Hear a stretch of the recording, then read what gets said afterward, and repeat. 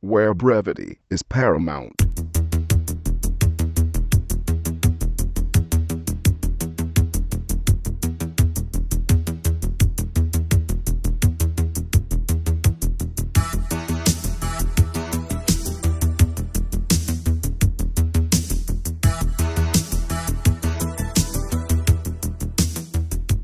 Hello, welcome to episode 45 of Chet and John's Reassuringly Finite Gaming Playlist. It's 2013. My name's John Denton. With me, as always, Chet Roivas. Whappening.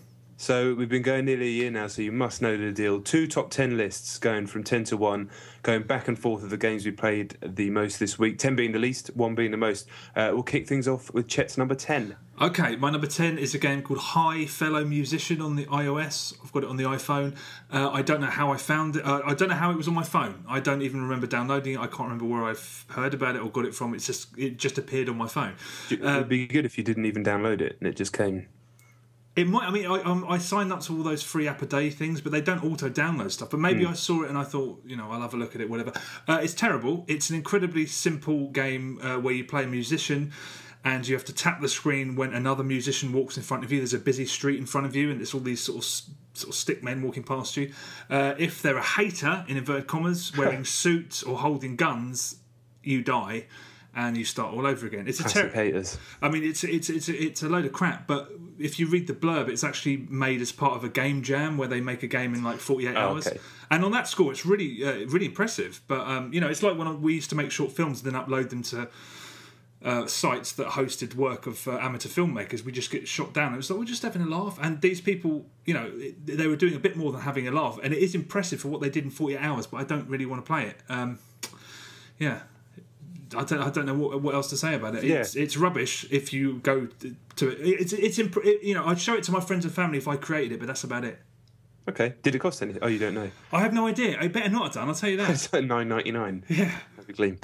My number 10 is Zombie U. I'm finding it really hard to get back into Zombie U. Not because of anything the game's done. I think I'm about 2/3 of the way through it, but it's such an ordeal playing that game that I just can't find myself having the motivation to stick it on. And I did. I put it on and I was just like, do you know what? I haven't got the fucking temerity for this now. And, played it for 10 minutes to show it off to family member over Christmas. And then, I haven't put it on since. And like I said, I really like the game and I do want to get through to the end of it, but it's just stress. So when you're tired and you want a bit of fun gaming time, it's not fun. So are you actually not going to go back to it now? No. I'm going to finish it.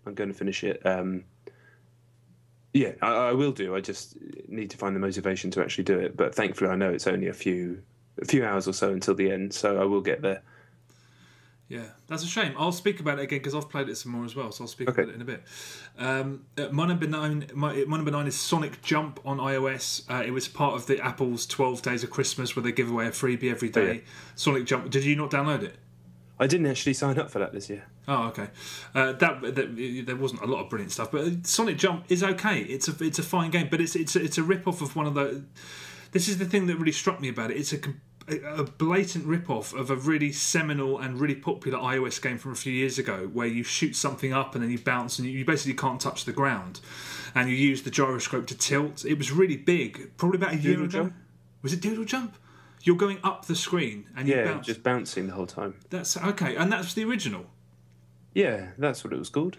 I'm pretty sure. Well, that's what because it's identical to it, and I have played other games that are identical to it also, and I just thought that when something's successful on iOS, the rip-offs come so thick and fast that I couldn't remember the title of that game. I know I played it and liked it, but it's just a shame that the originators of these ideas are just so swamped with imitators that they might not get their due. I mean, we all know what Jungle Run is today, but in a year's time, we might be going, oh yeah, Pitfall, broke the rules.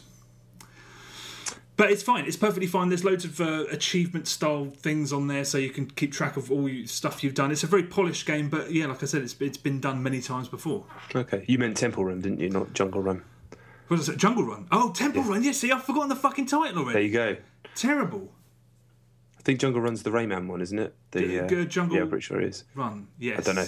Jungle Dash. Yeah. Whatever.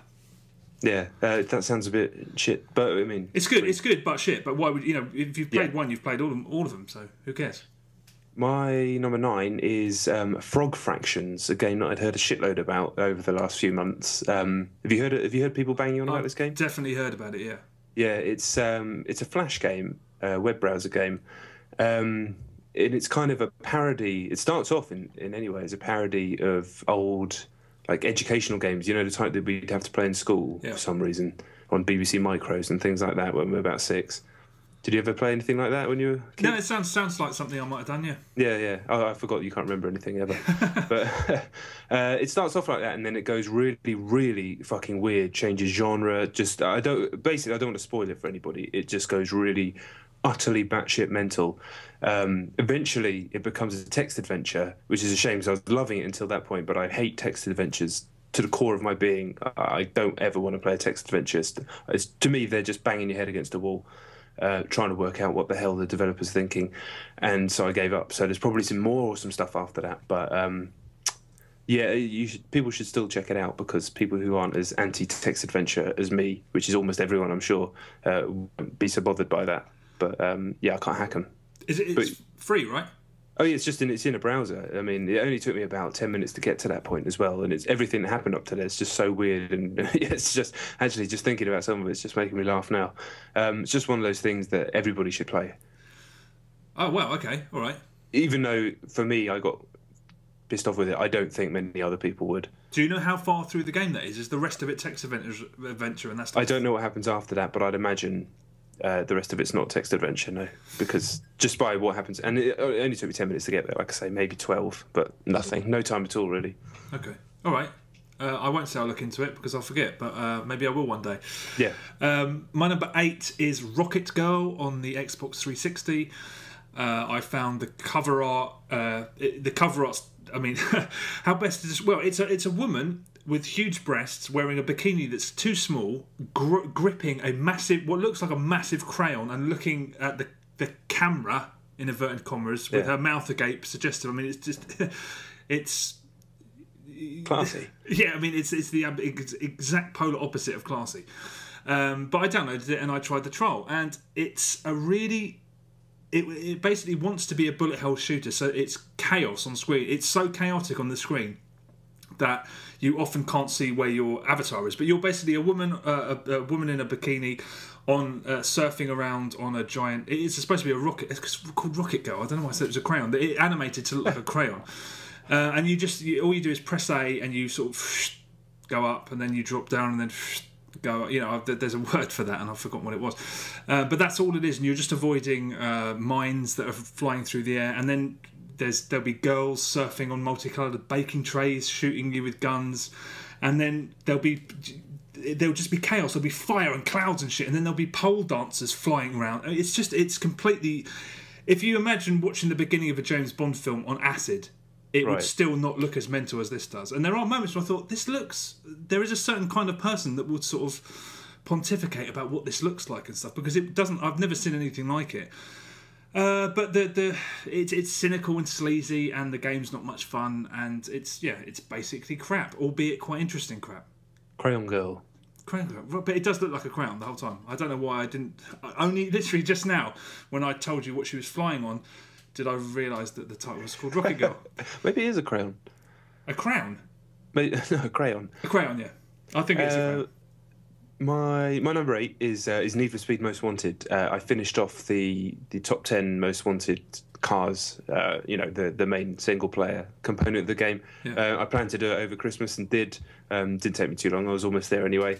The final cars are a joy to drive, and it does open out the game to become like a competitive asynchronous game, as it is all the way up. But then once everybody's kind of on a level playing field with the cars, you can have a lot of fun trying to beat their times over different sections and things like that. But at the same time, I was a little bit disappointed that the final 2 cars didn't have any new events of their own. They were just rehashes of events you've already done 2 to 3 times over different cars. So that was a bit disappointing. But it's still an amazing game. I've played it on all the different versions, hours and hours and hours of it. I could pick little faults here and there, but I mean, I've played the fucking thing for hours. So it would be pointless. I've had so much fun with it. I think I'm probably done, although I will jump on for a bit of multi if people are doing it. But a treat. It was a Christmas treat Yeah. Well, I'll talk about it a bit in a minute. Not for very long because we've discussed it at length already. But yeah, I've played it a lot as well. Cool. Okay, my number 7 is a game called Word Winder on the iOS. Word wanker. Word Winder. Did it? I didn't sound like wanker, did it? It kind of glitched a little bit on my Skype. Okay, no, Word Winder. And it's... Weirdly, a friend got in touch out of the blue and said, can you download Word Winder? It's created by a relative of mine, my uncle. And I was like, okay, I downloaded it. And then he texted me back the next day, he goes, oh, mistake, sorry, it's not my uncle. So I've now got this game on my phone that I played it, and at first it was too simple. It's a word search game, and it's very, very straightforward. But, initially I turned it off and I didn't bother thinking about it again. And then I just was on a train and I thought, I'll have a look. And I got completely hooked on it. It's literally a word search, but there's always a proviso. So each word has to start at the top and end at the bottom, and then sometimes they say name only countries from top to bottom, or sometimes they'll do a small word search and every letter of the words you use have to touch all 4 corners of the grid. It's actually it's incredibly simple, but incredibly, I thought it was very entertaining.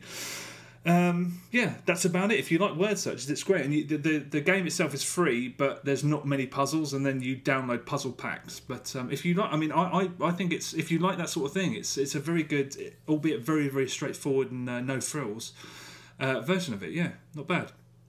That sounds all right. There's so many of those types of games out at the moment now, aren't there? Just drowning in them. I know, it doesn't break them up. I mean, that's the thing. At first I was like, this is just too simple. This is just a word search. But when they throw in those little things that you have to adhere to, it's actually pretty good. It's surprisingly good. It's free. If you like word games on the iPhone, then download the trial.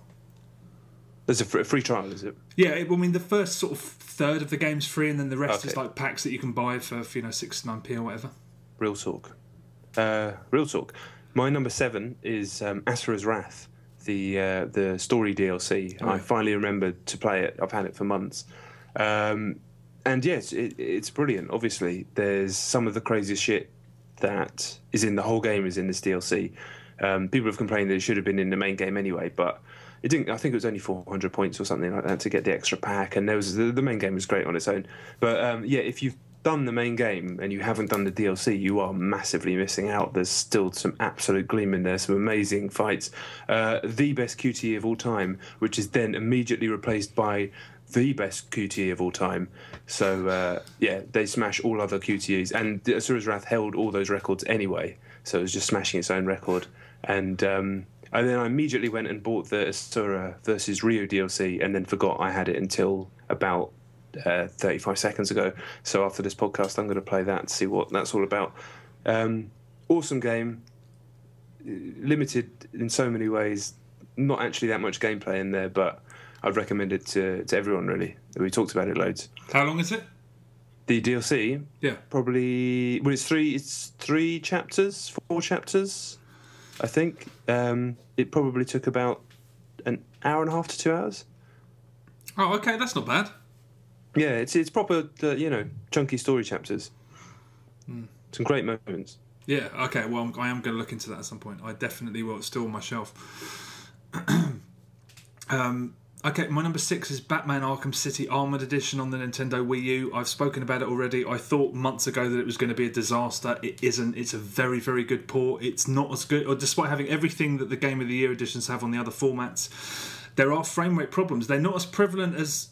They're not. I mean, they're not massively detrimental because most of them are in the cutscenes. But as you progress through the game and the battles get bigger, they do stutter a bit. And when you're flying over Gotham, it does struggle a little bit. It's not. I don't want to.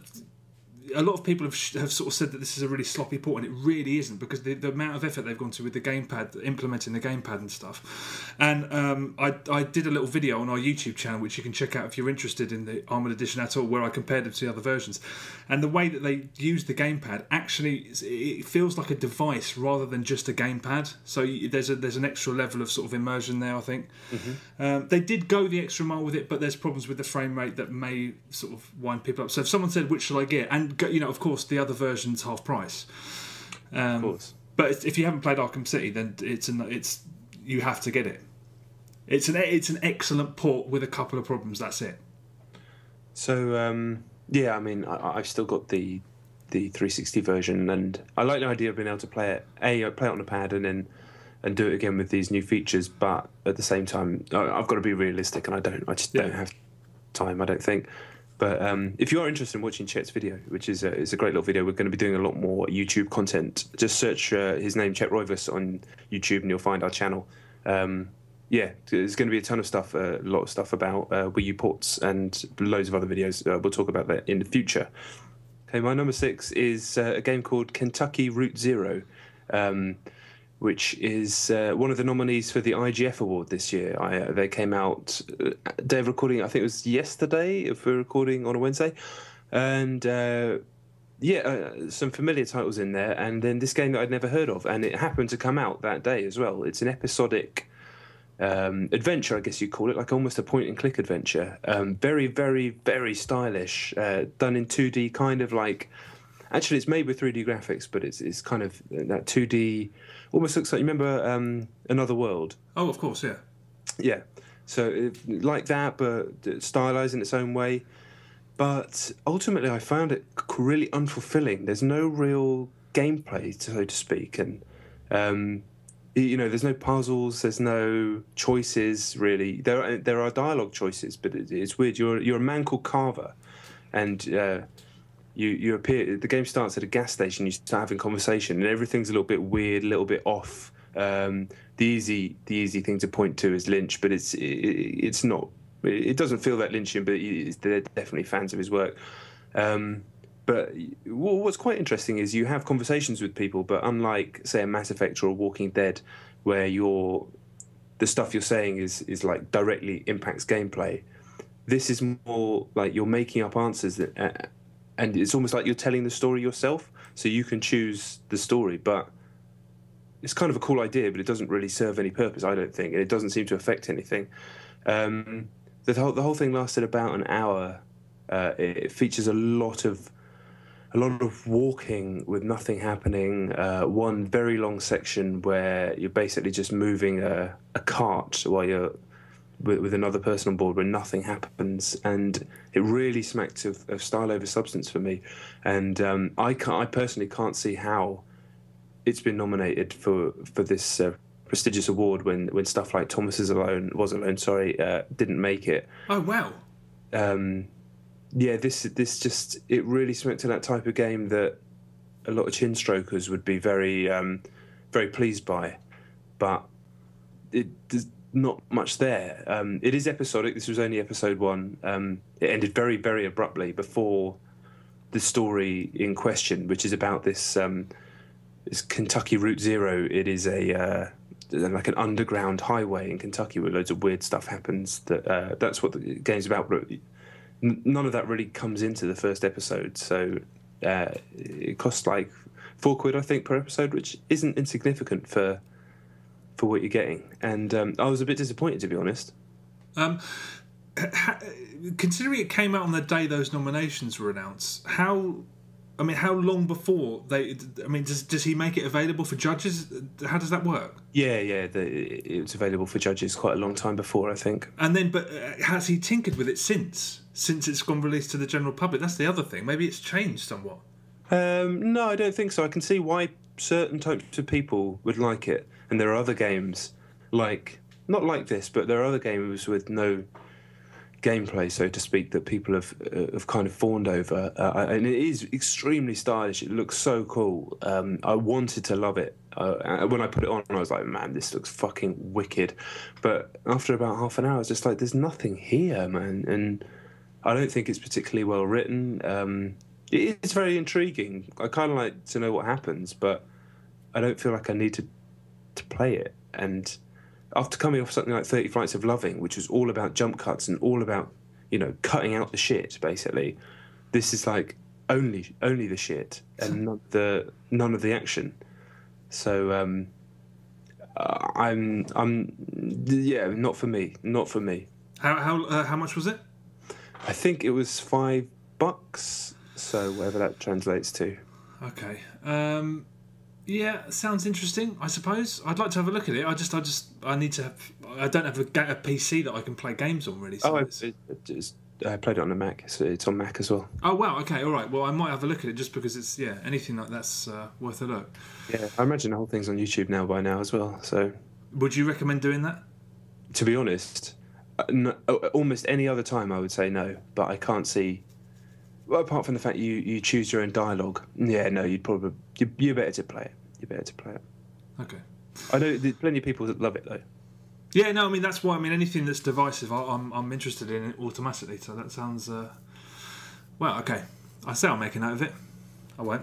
Oh no. Okay, my number 5 is Zombie U. The only reason I played it again is because a friend came round who I was basically he's planning to buy a Wii U and he wanted me to sort of showcase it for him.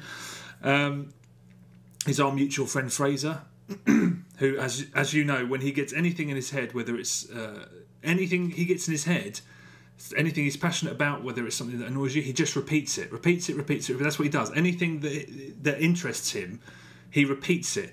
And he became completely and utterly flabbergasted because for him, I can't. Who gave Zombie U the really lousy review? Was it IGN or GameSpot? Maybe GameSpot. Okay, whoever gave him that review, he thinks is the Bible. Whenever he rings up, he's like, "Oh yeah, they gave it so and so," and I'm like, "Whatever, don't fucking ask me then if you think they're the Bible." But he was just all night. That's all I had. I mean, we played Zombie U. We started it fresh, and we played it until the fully charged gamepad died, and then we took a break, and then we did it for another charge, and then the next day we played it for another. So we played it. I don't want to say 12 hours, but it was something. It was a long time because we were so gripped by it. But every 2 seconds in my ear, why did he fucking give this? You know, he was just so. He was furious. I was like, people have different opinions, Fraser. For fuck's sake, shut up. But he was so angry. He was like, why are these people reviewing games for a living? I was like, but I mean, you know, you can't diss someone else's opinion. But there are playing Zombie U. Even now, I'm just like, I don't see how you can sort of. There's so much that it does right, and whether you don't think this system works for you or what, to not admire what it's achieved is. Yeah, it's a real shame. I wonder if that person regrets because there's one of the a lot of games get slated that are good, and a lot of the time you can understand it. Zombie U is one of the few where I don't. It's like Syndicate. I still don't really understand how people could slate it. But yeah, we've spoken about it at length. It was great fun. We were completely gripped and immersed in it. We played it at night. And the second part during the day. I love the grubby visuals. I love the way it looks. I love the way it plays. It's just, it's the unpredictability of it. The amount of times we thought we were so safe, and then one zombie finishes it all. It's a great game. Really great. Yeah, it is a great game. It is a great game. I'm glad that our mutual friend, did enjoy it as well. Yeah, I've been baffled by that review constantly. Like you say, different opinions, absolutely, and all for that. And love it when games are divisive, just like we were talking about before with Kentucky. But yeah, sometimes, and I have been guilty of this myself, definitely over my career, is going in with expectations, thinking that it's going to be something that it's not getting it, not having the time. You know, other factors like being on deadline, being knackered. These things do unfortunately sometimes play a part in the review process, and. I totally agree with you, but that's a strange case. That one. It is a strange case. It is a strange one because it's not like it ever really purports to be anything. It's not. It certainly wasn't marketed as anything that it's not. So I felt like I knew what I was getting going in, and I hadn't played anything pre-release. Yeah. And so I don't know. You can't. And maybe just fucking didn't like it, and fair play to the guy. Yeah, exactly right. But anyway, I've just sold that. Fraser's getting a Wii U 100% now. After that. It's the place to be, along with lots of other places. But back on Wii U, for my number 5 is Ninja Gaiden, Razor's Edge on Wii U. I had no intention of ever playing Ninja Gaiden 3, even though that you like it. But then I was asked to review Razor's Edge for Video Gamer Reviews up there now, I believe. And so I did, and they made quite a few differences.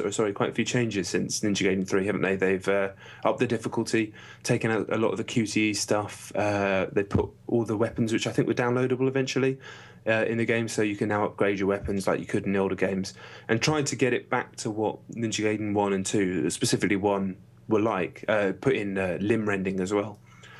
But I think the fundamental issues with Ninja Gaiden 3's design mean that it can never live up to what the first two games are. Mainly, there's way too many enemies, so you can't really fucking see what you're doing.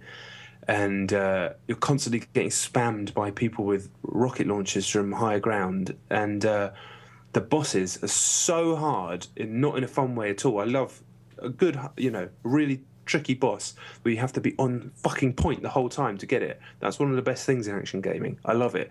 This isn't that. They're just cheap motherfuckers that can smash your health bar in a second, and it's way harder than the rest of the game. So you can be getting through the normal fights.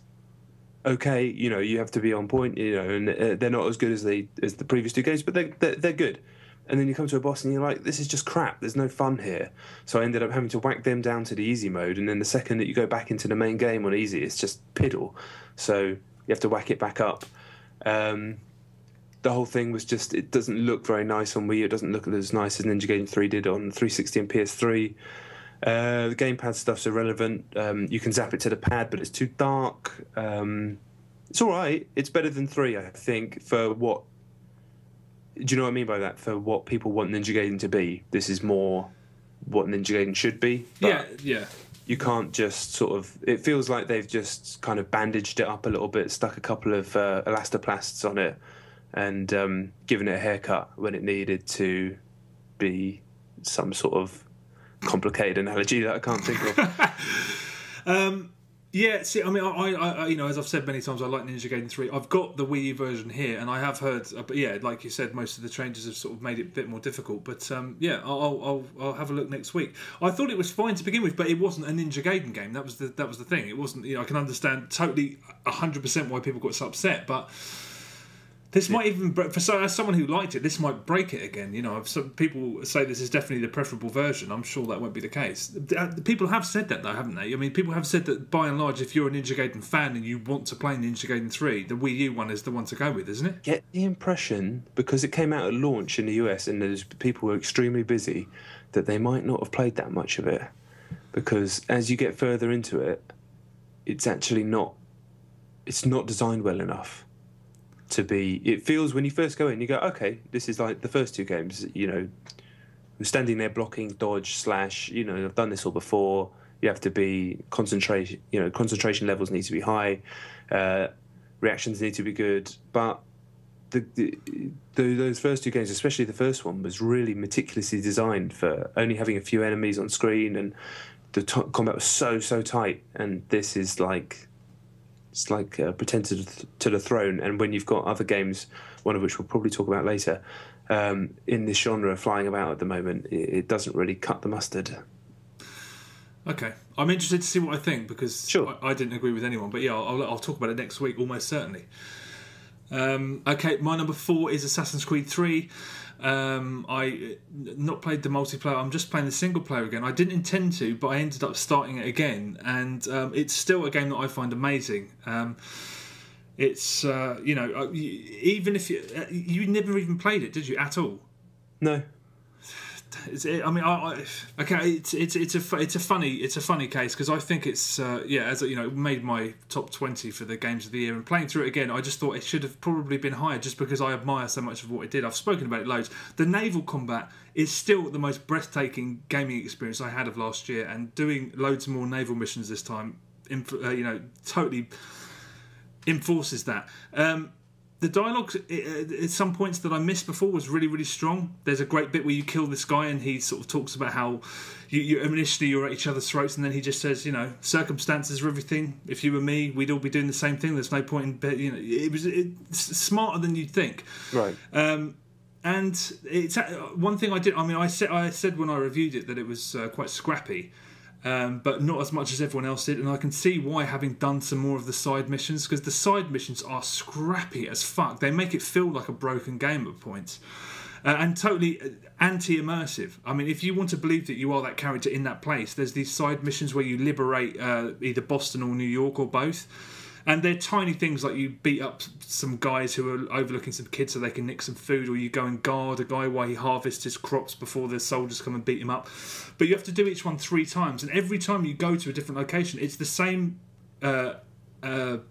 NPC, exactly the same dialogue, and it's the same scenario almost exactly. So you just feel like it feels like a game rather than... I mean, it's the gamiest part of the whole experience. So... Yeah, it's just like mean. I mean, the tasks are menial anyway, but the fact that it's you just going and seeing the same guy saying, "Oh, my family," and like I just had this conversation with the guy on the other side of the planet. What's the point? But despite that, I still think it's great. And there's moments in it again that surprised me. That there's a bit in the plot which I won't give away too much. But your mentor, your father figure as such, basically abandons you. He may come back, he may not. I won't spoil that. But after that bit, you're forced to traipse through snow in these mountains for about 10 minutes, and it really makes you feel like you're out on your own. You know, I felt like I was playing Metroid or Dark Souls or something like that. You feel like you're completely isolated, and that's a really nice touch. And some people may have thought, I know they did think, why is it making me just fucking walk for fucking 10 minutes? Whereas I thought it was a flourish designed to sort of accentuate the story. So things like that I think are wonderful. But yeah, I love that game. I really do love it, and I'm going to finish it. So if I was to play it, would you recommend doing the mainline story and the naval missions and kind of sacking everything else off? Yeah, I'd ignore all of that other stuff. The naval missions are a must, and yeah, you'll probably get fed up with the campaign, to be honest, because it is slow and it is deliberate and it is all about the story. But yeah, don't get locked into... you always have to chase these flying pages of a book around, and that's just fuck. I don't know how anyone has the patience to do that. I'd rather smash my teeth into a wall. Yeah, same here. All that stuff. Ignore the side stuff. Yeah, if you do ever play it, for sure.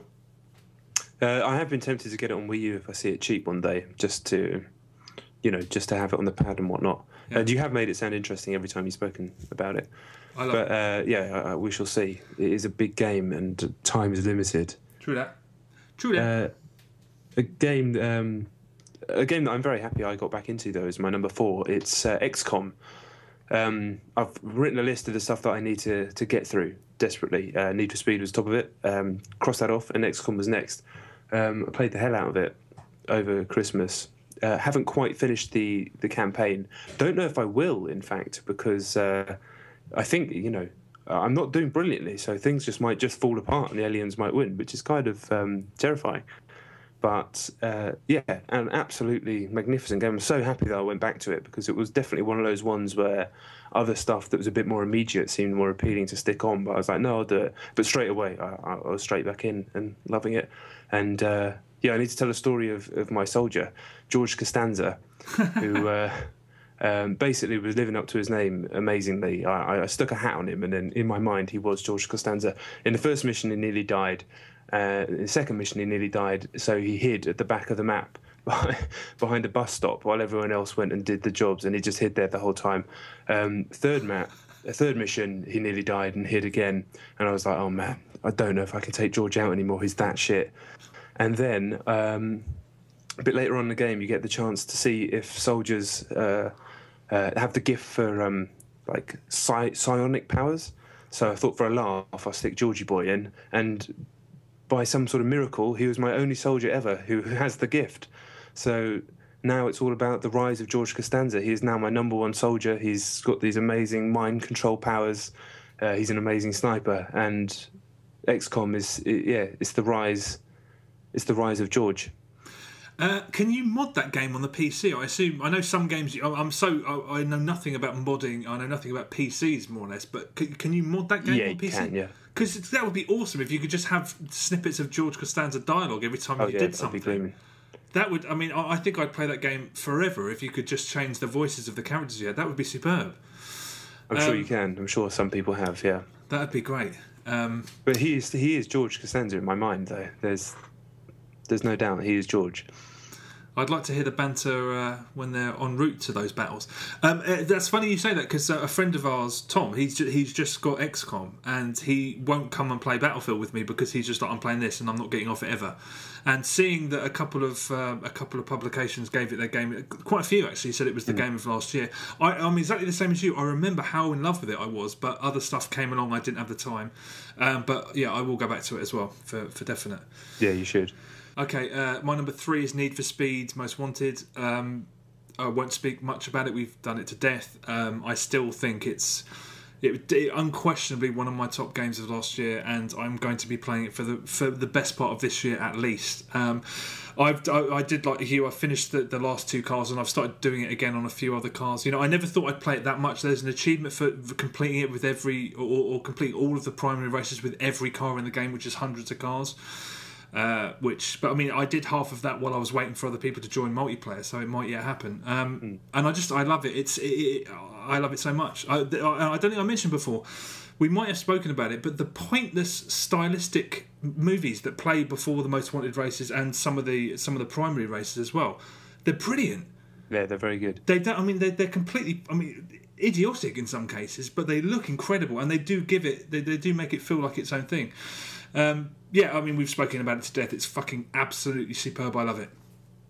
Yeah, indeed, and I will be up for some multiplayer, I'm sure. All right. Yeah. Wicked. My number 3 is FTL. FTL is another IGF nominee, and quite rightly so. I've pretty much given up hope. I talked about FTL a few episodes back, just before Christmas, probably November time.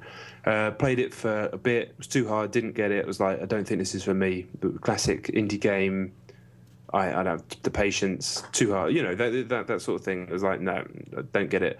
For some reason, I decided to boot it back up again over Christmas and realised that it's, 1, turned down too easy when you're learning how to play the game, and 2, it's actually way, way less complicated than I thought it was. So FTL is the game where it's a Captain Kirk simulator, basically. So you're the commander of this spaceship. The whole thing is basically 2D top-down plan view of a spaceship, and you have a map where you can jump between points like star groups on the map, basically, while you're being chased by a rebel fleet. So every time you move, the rebel fleet move towards where you are. So you have to get to the next sector, and then eventually try and get to the end because you're trying to get some data to the Federation or some shit. That doesn't matter. But every time you play it, it's different. So they call them roguelikes, don't they? I don't like using that word because, 1, I don't know what rogue is, and 2, it's a stupid word. So, it's one of those games that is different every time, randomly generated, whatever. It's fucking brilliant. It's a brilliant, brilliant game. If I played this before we did our Games of the Year lists, this would be high up in my Games of the Year list, in the top 5, I would have thought. Fuck. It is a superb game. It's kind of funny in a weird sort of way. It's constantly stressful in a really exciting way. It's basically a nice mix between real-time and turn-based strategy. Everything happens in real time, but you can pause it and then command your little things to happen. So, classic example, you jump to a place, you get attacked by an enemy ship, you have to have a fight, so you hit pause. You're going to go, right, I need to take some power down from my shields, put that on weapons, and I'm going to move one of my crew members to the weapons base, so you get a little buff on your weapons power-ups. Aim your weapons, you can see their ship at the other right-hand side of the screen. You go, right, I'm going to aim at their shields, take down their shields or their oxygen bay, and then boom, and things start happening. And then shit, your ship might catch on fire, or they might board your ship, and suddenly you have to react to that. And it's just constantly exciting. It sounds complicated, but literally, as complicated as I've made it sound, that is as complicated as it gets. It doesn't get any more complicated than that. It's not a hardcore strategy game with loads and loads of things that you need to learn. It's just simply, you keep playing it, you'll fuck up loads of times. Every time you do is a learning experience, and then eventually you start to really get into the flow.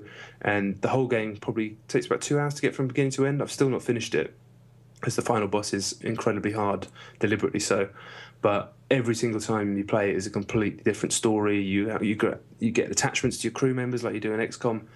It's a fucking masterpiece. Jesus Christ. Did you play that on a Mac or a PC? I've got it on my Mac, yeah. Fuck, how much was it? So good. I think, unfortunately, in the Steam sale, it was down to about £3. I think I paid £6. But, it's not much. It's just resource management, though, isn't it? No, nothing. No, not really. No. No, it's more like combat, turn-based strategy combat, and then when you do get to kill the bad guys and you get scrap. So you do use that scrap to upgrade your ship and stuff like that. But no, I wouldn't say it's resource management. No, it's more leveling up a ship, and then you can unlock different ships which do completely different things. And oh man, such a great game. Wow. I need to. Okay, I need to really get more on the ball with this, because automatically when I hear that something's sort of a downloadable PC game or it's on Steam or anything like that, I just kind of shut down, because I imagine it's. I was like until I downloaded Thomas last year, and that completely opened my mind to how accessible some of these games are. I'd always assumed that they were kind of the esoteric PC crowd, super nerdy is definitely the wrong word, because who the fuck am I to say anything? But complicated in a way that my dumbass console brain could never understand. But they're really not. Some are, but these aren't. This isn't a complicated game at all. It's way less complicated than Advance Wars. What? Seriously? Yeah. It seems complicated because it's new, and it doesn't really feel like anything else. But certainly, if you were to play it with me for 5 minutes, you go, okay, I get everything in this game. And if I didn't play it with you? It'd probably take you half an hour. Harsh. All right. Well, that's. I don't know. I don't know what to say. When you finish talking about a game that I know I want to play but never will, I don't know what to say. We always say it's tough. It's tough. I mean, but you might not play it, but hopefully some people out there will get involved with FTL. Yeah, for sure. It's going. You never know. It might appear on the consoles next year. I wouldn't be surprised. It's done very well, and a rightful nomination for the IGF. Okay. All right. Very interesting sounding game, that. Okay, my number 2 is Battlefield 3. If ever there was a game that's been spoken about enough, it's Battlefield 3. I saw a mate of mine for the first time in a couple of months, and I went to the pub with him, and he sat me down. He said, "Why?" He listened to the Games of the Year podcast. He's like, "Why wasn't Battlefield number 1?" I was just like, "Well, it came out last year, Dick. I mean, it came out in 2011." But we talked about it anyway. But whatever. The point is that if a best of the year was based on games regardless of when they came out, that would be my number 1. Right. And having played it in the aftermath of Aftermath coming out, the love's back, and we're all just like madly in love with it. Aftermath is the best pack they've brought out, as we said. We even have gone back to Armoured Kill, which I think is brilliant, and it alienated a lot of people, but it's because it forces you to work as a team, but you can't be a small team, because there has to be a certain number of you dealing with that fecking gunship, and then a certain number of you dealing with the other vehicles on the ground. Which, if there's 4 of you playing, it can get irritating. And there's some of our friends have stopped playing it altogether because, they just find that it's not Battlefield, but it is Battlefield. But you have to strategize so intensely based around that fucking gunship. But we went back and we rather enjoyed it. But yeah, Aftermath, best maps. We've been playing some old maps as well. God damn it, Battlefield 3. Can't beat it. Battlefield 3, yeah. Can't beat it. I'm pretty much done, but a lot of love still. Yeah, I can't play the same game forever. Yeah, you can. You can. No, not when I've got my number 2, my new boy, The Binding of Isaac. Steam sale. This is the first Steam sale that I've ever really been involved with. My Mac isn't powerful enough to play big-ass games, but it's plenty powerful enough to play most indie games. And The Binding of Isaac appeared for 99p, so I was like, I've heard of this game, I will buy it for 99p. And I've played it for hours and hours and hours and hours and hours over the last few weeks. Do you know what it is? I've heard so much about it, and I know nothing about it. No. So I'll break it down real simple. It's a cross between Smash TV and old school top-down Zelda, filtered through the mind of the man who made Super Meat Boy, the artist and designer of Super Meat Boy, Edmund McMillan. It's him and a programmer who made this game. Like FTL, it is a roguelike. I don't know what that means. It's randomly generated. So every time you go in, you play as this baby called Isaac. It's like a retelling of Isaac being killed by, I'm going to say, Abraham in the Bible. When God tells... Yeah. But it's like a fat mum who's watches daytime TV. That stuff fundamentally doesn't matter, but it adds loads and loads of cool layers on top later. But the main thing is the game's really, really fucking fun. Plays this baby Isaac. He kills things by blinking tears. You can shoot in 4 directions. The game starts where he drops into a room. There can be 1, 2, 3 or 4 exits to that room because it's randomly generated. Every time you go into a new room, you don't know what's going to be in there. Almost definitely it's going to be enemies. It might be some treasure. Might be some shit. It's a weird game. and you have to kill the enemies in the room. And the idea is each floor, there's I think 7 floors. Each floor has a boss and a treasure room. And when you go and get the treasure, you get a power-up, and there's got to be about 150 different power-ups. They're all really, really cool. Some of them utterly bizarre, like a third eye that goes in the back of your head, your mum's bra. Like, it makes it sound... I don't know. You know how cool Super Meat Boy is? Yeah. And how like smart that guy is and what a good artist he is. It's that level of skill. So when I explain it, it sounds... crass, and it is, but it's done with a real artist's eye and a sort of wicked black sense of humour. All the power-ups physically affect your little Isaac character, so you end up, as you get further and further and the game gets harder and harder, you end up with a little character who's completely different to every other time you play it. So, you know, you might have found a crown of thorns and you've got laser eyes and fucking steroids. It's so much fun. Out of all the games like this that I've ever talked to you about, this is the one that I know you'd love, because it's a complete action game. There's no stats, there's none of that stuff. It's just an action game, a twin stick shooter fundamentally. But the brilliant news is, I know you will play this one because it's coming out on Xbox Live Arcade next year. It's a complete remake. He's redoing all the graphics. He's adding like twice as much content, loads of new random shit, and it's such a brilliant game. It is a brilliant, brilliant game. It got 9 out of 10 on Eurogamer, like Gameological Society are banging on about it. 9 out of 10 all over the place. Absolutely agree with those scores. I was literally just about to ask you, it sounds like a console game. Why isn't it on consoles? Because it was made in Flash originally. So when you say next year, I assume you mean this year? Oh, sorry. Yeah, 2013. Do you know how long? It's going to be middle of the year, but I reckon it will come in the summer of Arcade. Okay. Yeah, because that's a game that I've heard a lot about, and it's always amongst PC gaming crowds. So I thought it was going to be something that worked best on the PC, but that sounds like totally a console that would work totally. Yeah, I mean, there's no native joypad support on the Mac and PC. You have to go use some workaround, and I couldn't get it to work. So I've just been using WASD and the arrow keys, which isn't ideal. When it gets really hard, I know I could get further if I had a pad, and I'm looking forward. There's DLC and stuff. I'm not going to download any of that. I'm going to wait to get the console version, because I'll play it again, because it's different every time. You never know what you're going to see, and you see some weird shit, some properly weird shit, like 1 in a million. You'll never see it again. Weird shit all the time. You just can't stop yourself from playing it over and over again. Wow. Because I play games on a Mac primarily. When everyone's talking about a Steam sale, are the same prices on the Mac as well, or does it cross over like that, or is it a completely different setup?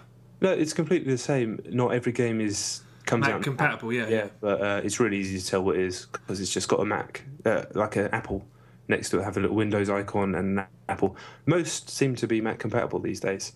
So yeah, the Steam sale was great, man. I bought a bunch of other crap as well for fuck all. I must have spent a total of about a tenner and got about 6 games.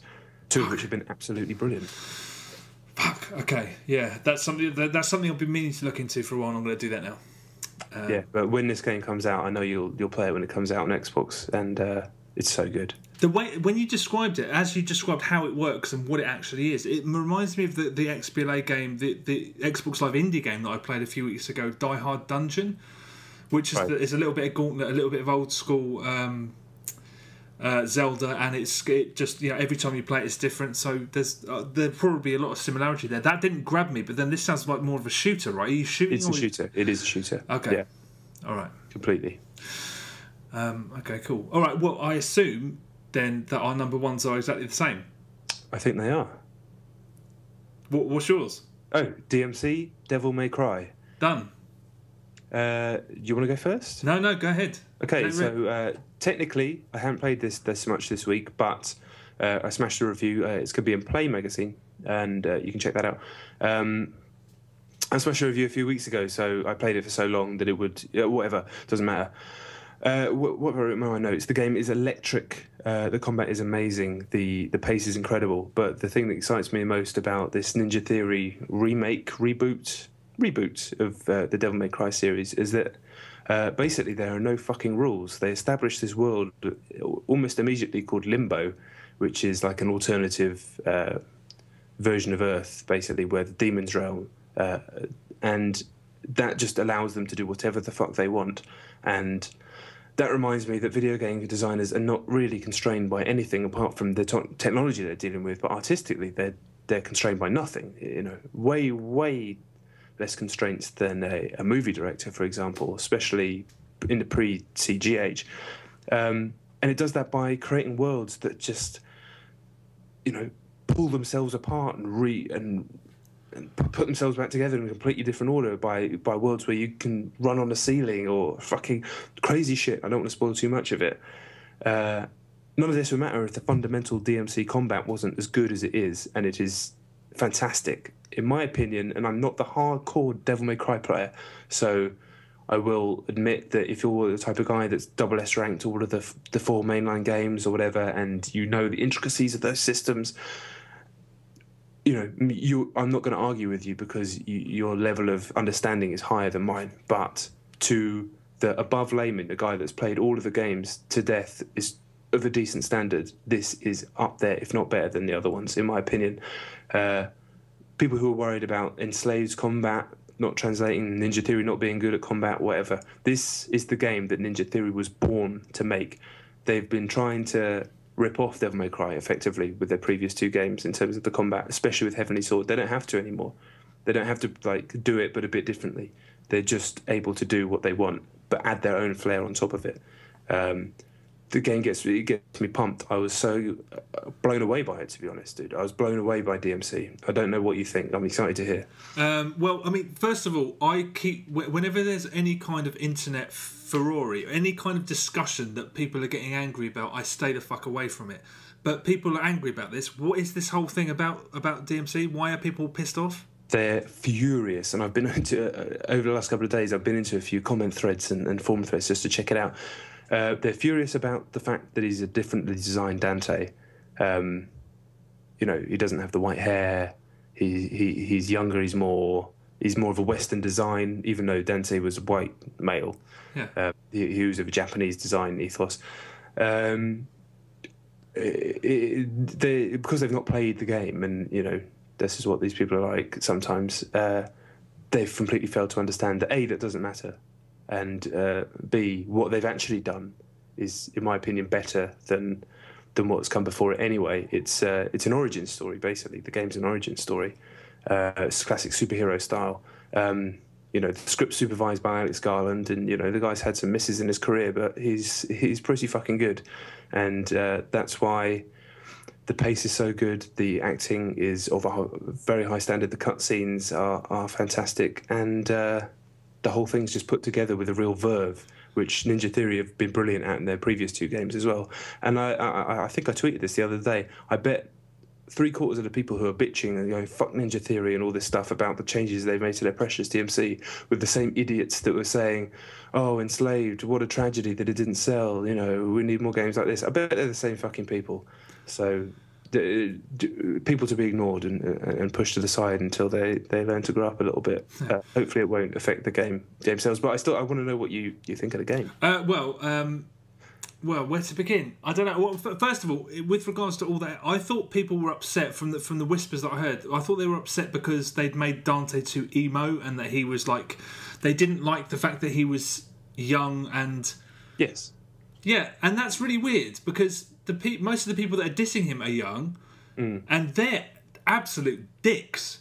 So what would they be like if they were this fucking this basically god? They'd be a bit of a dick as well. And actually, that's something I think the game gets very right, because Dante's incredibly likable, despite being a right. I mean, he's a dickhead. Yeah. He is a dick, and he's got a fondness for the worst jokes ever. I mean, I love the game for this.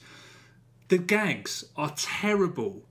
Bad puns, I mean, just bad jokes. There's one boss battle where the final 30 seconds of it are like just non-stop terrible jokes, and I love that. But anyway, yeah, I mean, I played the demo. I thought it was incredible, and this lives up to it and then some. And I'm with you. I think the one game, despite the amount of games that have ripped off Devil May Cry, this felt like the original. It felt like a natural sequel to the original, but I think I prefer it. It's And again, like you were saying, it just the lack of restrictions. You know, there was a time, especially during the PS2 era, where game developers didn't care. They could do anything, and they were intent to do anything. And over recent years, because of the success of sort of slightly more conservative games, you've seen less of that. Yeah. And there's parts of this. Well, I mean, there's genuinely grotesque stuff in this. Like properly, like if you saw it in any other medium, if you saw a painting, if you saw it in a film, you'd be like, wow. A demented mind came up with that, but fair play to them, it looks incredible. But also just visually, it's as out there during certain bits as stuff like Shadows of the Damned, El Shaddai, completely incredible to look at. But that, all that stuff would be for nothing if the combat wasn't incredible, and it is absolutely incredible. And it's just, I wouldn't say. I probably wouldn't recommend this to someone who's not a bit of a hardcore gamer, because the amount of buttons that you are forced to use and the different combinations of buttons that you're forced to use is it's off. I can't compare it to anything, because you every single button on the pad in conjunction with another you do at some point. Yes, you do, and totally agree with you. It sets up the difficulties nicely as well, because the hard mode is called Nephilim, but it does that thing which Halo does, which tells you this is the way we want you to play the game, basically. So, and it's a really nicely pitched difficulty level. I think it's hard, but not to the point of being stupid. It's not unfair. It's just it's the test that it should be. I actually did a large amount of the review on normal mode, because I didn't actually read that. I just that's what you do when you review a game. You jump into normal mode, which is also a fine difficulty level. It's not hard at all, but it's still very enjoyable. If I couldn't by any stretch of the imagination just push buttons and win. I still had to play properly. But playing again on Nephilim, and I actually played again a large chunk of it on the incredibly difficult Son of Sparta mode, which is fucking amazing. The replay values through the fucking roof once you've got all the unlocks and all the different weapons and all the different combos and stuff like that. And the game actually encourages you to replay it, because there's loads of areas you can't get to first time through as well. No, that's what I really like about it, because if you are buying this just to play it through once, it's significant. It's like 10-12 hours, I reckon, around about, and it's non-stop. There's no dead weight in there at all. No, that's it. The thing about it doesn't take you around the houses. The problem with most action games nowadays is that their artists build an environment, so they have to. You end up getting into 10, 15 battles in it just because they need to it just doesn't stop moving. Yeah. And also, if you think that you can grind your way to an A or an S or a double S rank in one battle, you have to be very careful, because the battles are actually quite short. So if you get knocked once and you lose your score, you probably won't get it back again. But then you're on to the next one, and it does not stop moving. It's relentless. That's one thing I really admired about it, because I've played a lot of games recently, even very good ones, where you just think, oh, come on. I mean, but the way that this is pitched, you're constantly progressing through the narrative, through the environment. It's constantly different, and it doesn't stop moving. But like you say, it's made to be played more than once. Yes. And on a slight tangent, but on something you just said, Ninja Theory, I kind of think like a benchmark level when it comes to the smoothness between cutscene and action for editing, which so many games fuck up. Like, you'll have a great cutscene, and then it'll cut to the action, and you'll have the guy all his animation will disappear, and he'll just turn into a static thing, and you're like, dude, I'm out. Whereas that would never happen in this game. They're committed to making it seamless. And then on top of all that, the music is just fucking superb. The first tune that hits when the first fight is just like this pounding. It's by Noisia, and it's just this pounding like bass, basically. Like it's being like torn. I've played it super loud on good headphones, just like tearing through your head as you play. It just gets you pumped up. They know how to use music, superb. And I'm not going to spoil anything for anybody who's not played it. That'd be terrible. But have you got to the club level? Oh yeah. Amazing.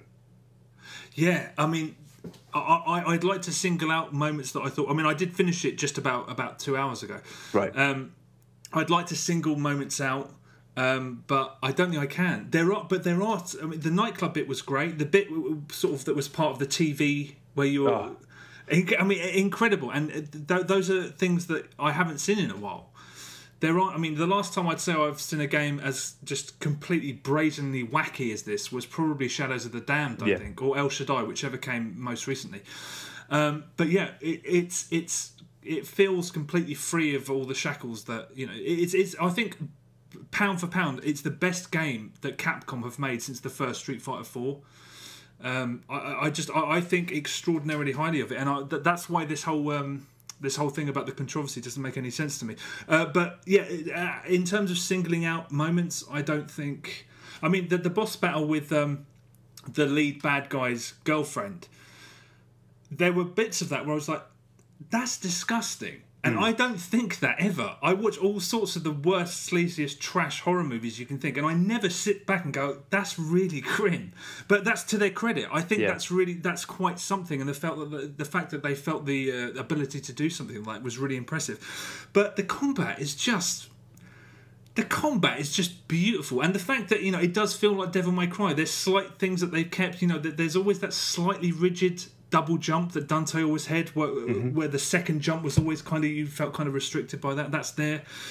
But I absolutely adore it. I don't know what more to say about it, because I just think if you have ever had any kind of affection for a game like this or an earlier Devil May Cry game, it's just tremendous. And the more I think about it, the more I think, I'm going to play through it again at least once more, at least. And is it the best Devil May Cry ever?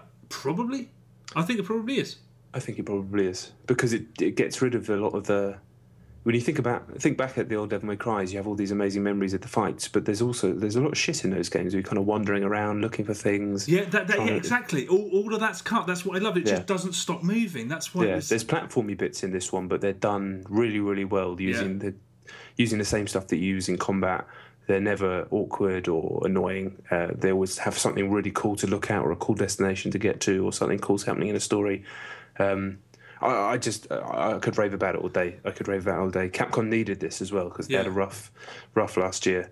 And I hope that the idiots don't kill it. I don't think they will. I think the brand is strong enough, and I think the reviews will be so good that it will do very well, especially with nothing else out and people excited about a new game come New Year. But man, you honestly, I went to the NeoGAF thread, and there were some comments on a chap's article on VG 24/7. It's just like, damn, man, what are these?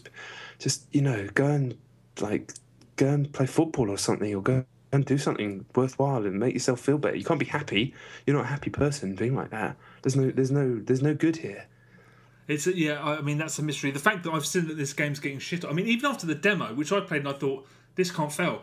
Two of my friends are buying. They've never played Devil May Cry before. They're going to buy the game off the strength of the demo, and the fact that you still see all this negativity, and it's based around stuff that partially I don't understand, but I thought it was to do with the fact that he'd been a bit. But I love that he is a dickhead. But then again, you would be a dickhead if you were that guy. Yeah.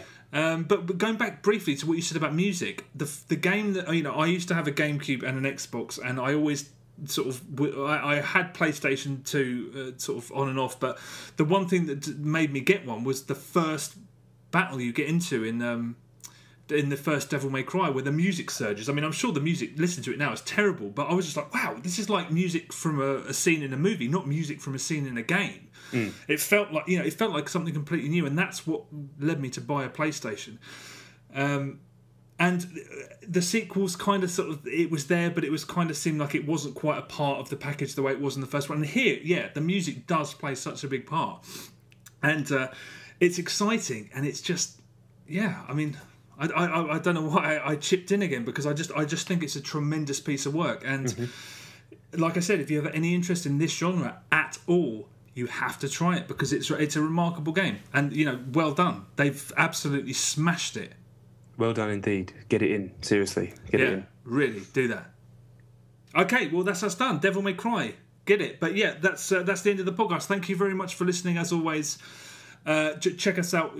Check all the other things out that we always say, Facebook, Twitter. We're going to start, as we said, putting a lot more work into our YouTube channel, doing some videos and stuff like that. So, have a look, like, subscribe if you like it. It'd be really helping us out. We appreciate it. But yeah, thanks very much for listening. We'll see you next week.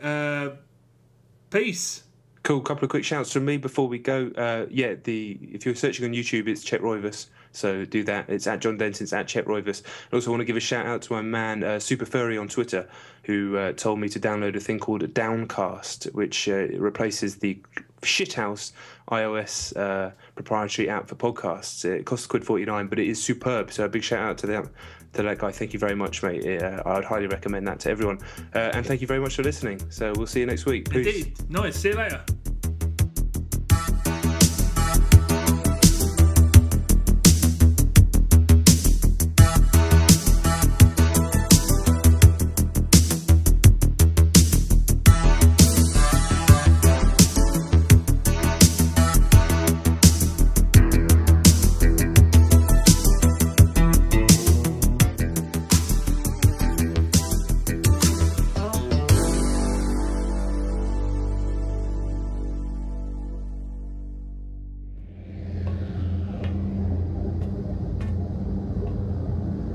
God only knows what they're doing to these people.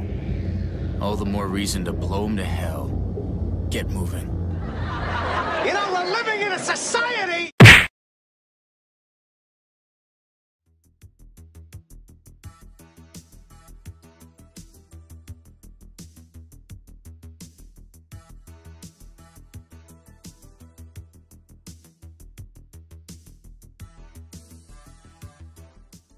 where brevity is paramount.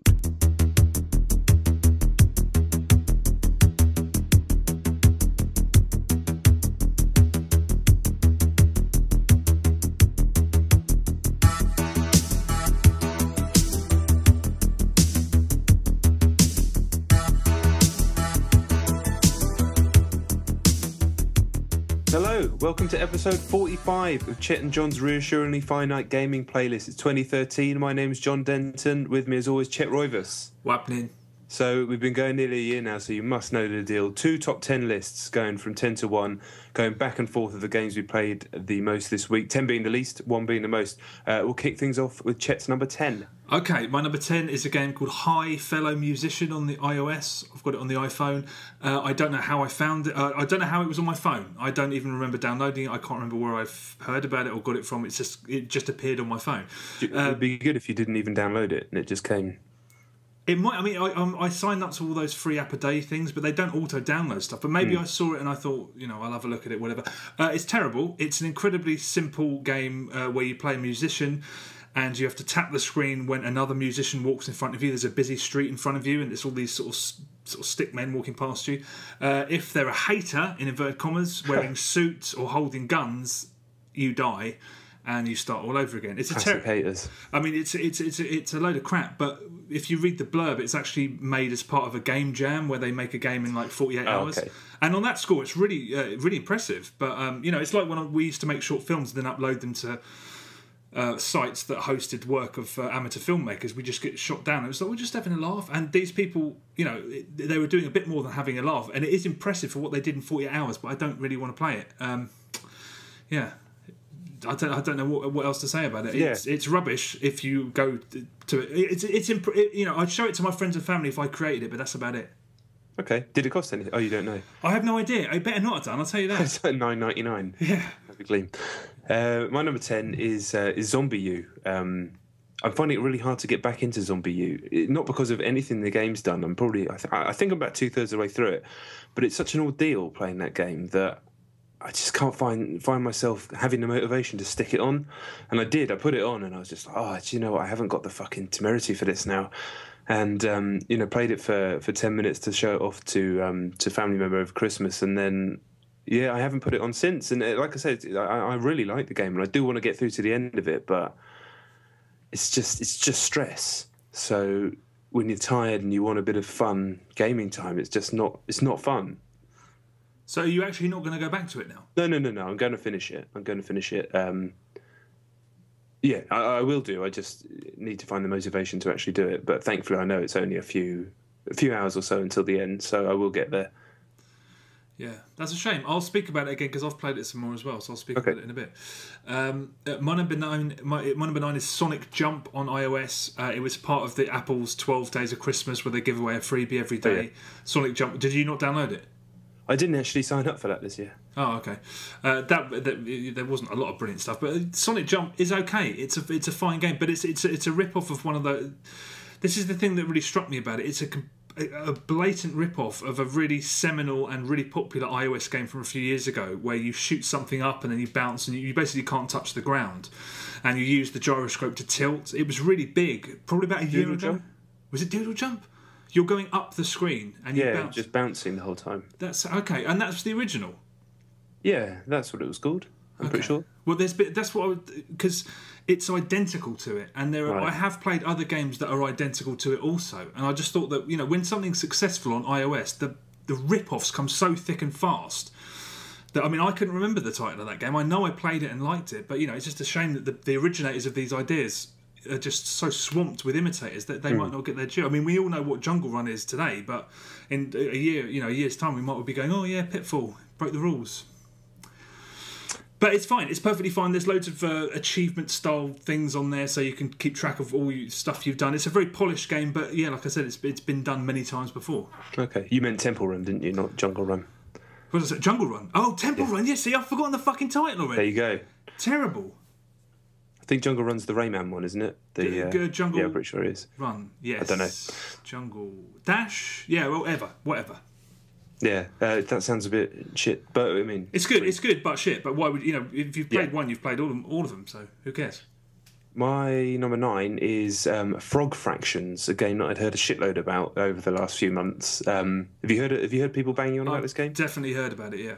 Yeah, it's a Flash game, web browser game, and it's kind of a parody. It starts off in any way as a parody of old, like, educational games, the type that we'd have to play in school for some reason, on BBC Micros and things like that when we were about 6. Did you ever play anything like that when you were a kid? No, it sounds like something I might have done, yeah. Yeah. Oh, I forgot you can't remember anything ever. But it starts off like that, and then it goes really, really fucking weird, changes genre. I don't want to spoil it for anybody. It just goes really utterly batshit mental. Eventually, it becomes a text adventure, which is a shame because I was loving it until that point. But I hate text adventures to the core of my being. I don't ever want to play a text adventure. To me, they're just banging your head against a wall, trying to work out what the hell the developer's thinking. And so I gave up. So there's probably some more awesome stuff after that. But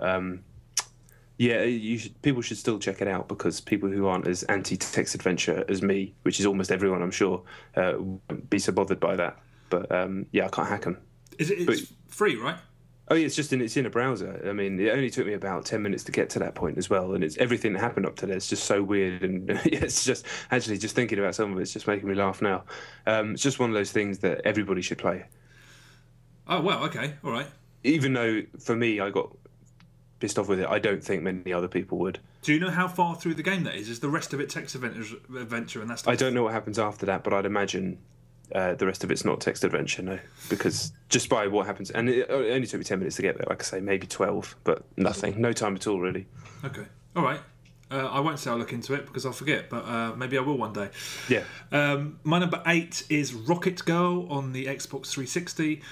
I found the cover art. The cover art's, how best to just... Well, it's a woman with huge breasts wearing a bikini that's too small, gripping a massive, what looks like a massive crayon, and looking at the camera, in inverted commas, with her mouth agape, suggestive. It's just... it's... Classy. Yeah, it's the exact polar opposite of classy. But I downloaded it and I tried the trial, and it's a really... It basically wants to be a bullet hell shooter, so it's chaos on screen. It's so chaotic on the screen that you often can't see where your avatar is. But you're basically a woman in a bikini on surfing around on a giant... It's supposed to be a rocket. It's called Rocket Girl. I don't know why I said it was a crayon. It animated to look like a crayon. And all you do is press A and you sort of go up, and then you drop down, and then go. There's a word for that, and I've forgotten what it was. But that's all it is, and you're just avoiding mines that are flying through the air, and then there'll be girls surfing on multicoloured baking trays, shooting you with guns, and then there'll just be chaos. There'll be fire and clouds and shit, and then there'll be pole dancers flying around. It's completely... If you imagine watching the beginning of a James Bond film on acid, it would still not look as mental as this does. And there are moments where I thought, there is a certain kind of person that would sort of pontificate about what this looks like and stuff, because it doesn't... I've never seen anything like it. But it's cynical and sleazy, and the game's not much fun, and it's basically crap, albeit quite interesting crap. Crayon Girl. Crayon Girl, but it does look like a crown the whole time. I don't know why I didn't. Only literally just now, when I told you what she was flying on, did I realise that the title was called Rocket Girl. Maybe it is a crayon. A crown? Maybe, no, a crayon. A crayon, yeah. I think it's a crown. My number 8 is Need for Speed Most Wanted. I finished off the top 10 Most Wanted cars, the main single player component of the game. Yeah. I planned to do it over Christmas and did. Didn't take me too long. I was almost there anyway. The final cars are a joy to drive, and it does open out the game to become like a competitive asynchronous game, as it is all the way up. But then once everybody's kind of on a level playing field with the cars, you can have a lot of fun trying to beat their times over different sections and things like that. But at the same time, I was a little bit disappointed that the final 2 cars didn't have any new events of their own. They were just rehashes of events you've already done 2 to 3 times over different cars. So that was a bit disappointing. But it's still an amazing game. I've played it on all the different versions, hours and hours and hours of it. I could pick little faults here and there, but I mean, I've played the fucking thing for hours. So it would be pointless. I've had so much fun with it. I think I'm probably done, although I will jump on for a bit of multi if people are doing it. But a treat. It was a Christmas treat. Yeah. Well, I'll talk about it a bit in a minute. Not for very long because we've discussed it at length already. But yeah, I've played it a lot as well. Cool. Okay, my number 7 is a game called Word Winder on the iOS. Word Wanker. Word Winder. Did it? I didn't sound like wanker, did it? It kind of glitched a little bit on my Skype. Okay, no, Word Winder. And it's... Weirdly, a friend got in touch out of the blue and said, can you download Word Winder? It's created by a relative of mine, my uncle. And I was like, okay, I downloaded it. And then he texted me back the next day. He goes, oh, mistake, sorry, it's not my uncle. So I've now got this game on my phone that I played it. And at first it was too simple. It's a word search game. And it's very, very straightforward. But, initially I turned it off and I didn't bother thinking about it again. And then I just was on a train and I thought, I'll have a look. And I got completely hooked on it. It's literally a word search, but there's always a proviso. So each word has to start at the top and end at the bottom, and then sometimes they say name only countries from top to bottom, or sometimes they'll do a small word search and every letter of the words you use have to touch all 4 corners of the grid. It's actually it's incredibly simple, but incredibly, I thought it was very entertaining. That's about it. If you like word searches, it's great. And the game itself is free, but there's not many puzzles, and then you download puzzle packs. But if you like, I think if you like that sort of thing, it's a very good, albeit very, very straightforward and no frills version of it. Yeah, not bad. That sounds all right. There's so many of those types of games out at the moment now, aren't there? Just drowning in them. I know, it doesn't break them up. I mean, that's the thing. At first I was like, this is just too simple. This is just a word search. But when they throw in those little things that you have to adhere to, it's actually pretty good. It's surprisingly good. It's free. If you like word games on the iPhone, then download the trial.